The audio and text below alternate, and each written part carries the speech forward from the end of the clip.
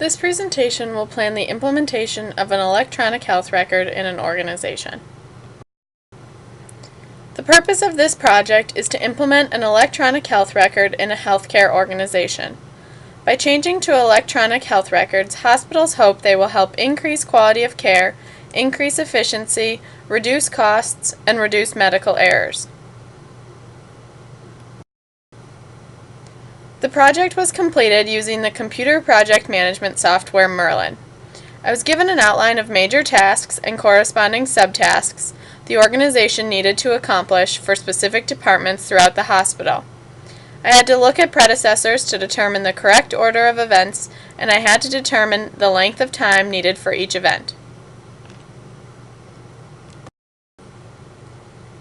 Here is the overall breakdown for this project.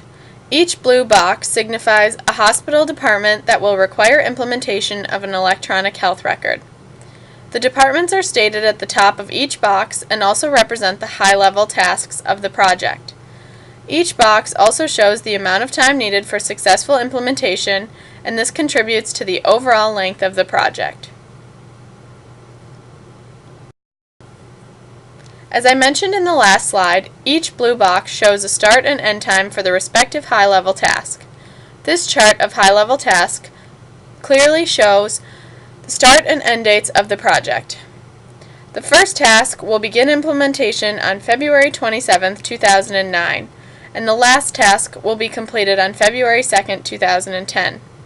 Therefore, it will take just less than 1 year to fully implement an electronic health record in this healthcare organization.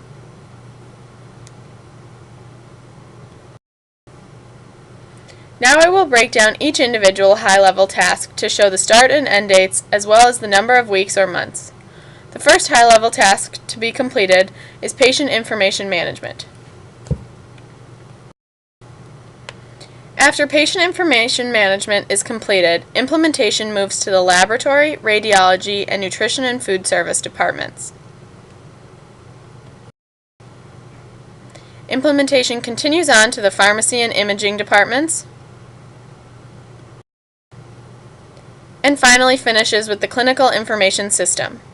This system is the most complex and requires the longest amount of time for implementation. Now we will look at subtasks for each high-level task.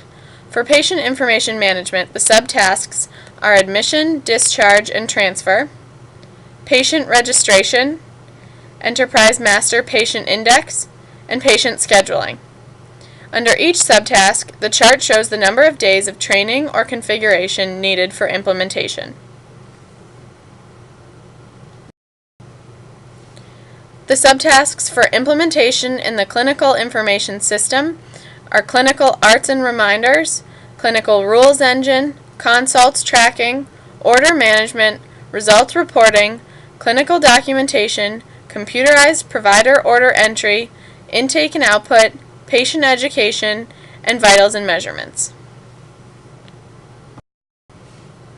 For implementation in the laboratory, the subtasks anatomic pathology, microbiology, and chemistry must be completed. Implementation in the pharmacy requires subtasks adverse reaction tracking, electronic medication administration record, barcode medication administration, and inpatient and outpatient pharmacy be completed. The subtasks for the radiology department are general radiology and nuclear medicine. Subtasks in the imaging department are clinical image viewer and document imaging.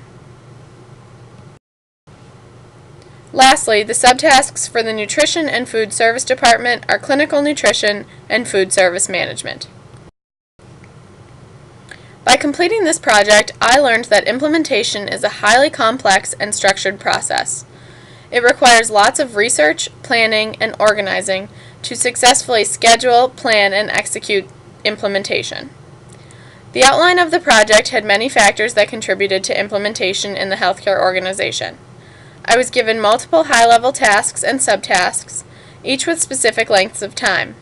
I also had to take predecessors into account for each task. By organizing all this information, I was able to develop a highly structured plan for implementation.